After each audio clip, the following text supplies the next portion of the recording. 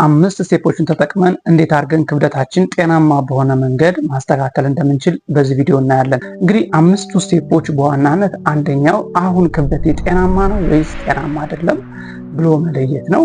ከዚህም በተጨማሪ ደግሞ ከሌሎችስ ከክብደት ጋር ተያያዥ የሆኑ የጤና ችግሮች አሁን ላይ አሉብኝ ወይስ የሉብኝም የሚለውን መለየት ያስፈልጋል ማለት ነው።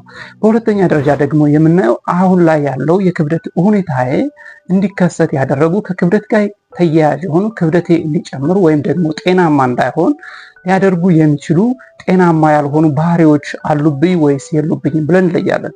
ከዚያም ደግሞ በሶስተኛ ደረጃ ይህን ከለየን በኋላ ትክክለኛው የክብደት መቀነሻ ዘዴ ለኔ የሚስማማው እንደ ግለሰብ ለኔ ጠቃሚ የሆነው በእኔ ችግር መሰረት ያደረገ ጤናማ የሆኑ ስትራቴጂዎችን እንድፋለን ማለት ነው። ከዚህም በመቀጠል ደግሞ አራተኛው ስቴፕ ስማርት እና ሊለመድ የሚችል ወይም ደግሞ ባህሪያችን አድርገነው ለህይወት ዘመናችን አብሮ ሊኖር የሚችል የክብደት መቀነሻ ዘዴን ዲቨሎፕ እናደርጋለን። ከዚያ በመቀጠል ደግሞ ፎሎ አፓችን ምን መሆን እንዳለበት እናያለን። 5 ስቴፖችን ተጠቅመን እንዴት አድርገን ክብደታችን ጤናማ በሆነ መንገድ ማስተካከል እንደምንችል በዚህ ቪዲዮ እናያለን።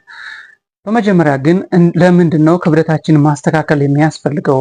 ክብደትን ማስተካከል አሳሳቢ ጉዳይ ነው ወይ የሚለውን በመጀመሪያ ነው። እንግዲህ ክብደትን ማስተካከል ከጤናችን ጋር ያለው ግንኙነት ምንድን ነው የሚለውን በምናይበት ጊዜ ክብደታችን መጨመርን ተከትሎ የሚመጡ በጣም ብዙ በሽታዎች አሉ። ከነዚህ መካከል ደግሞ የልብና የደም ስር በሽታዎች በከፍተኛ ሁኔታ የክብደታችን በመጨመሩ ምክንያት ይጨምራሉ። እነዚህ የልብና የደም ስር በሽታዎች ክብደታችን በመጨመሩ ብቻ ከ85% በላይ ተጠቂነታችን እንዲያድርግ ያደርጋሉ።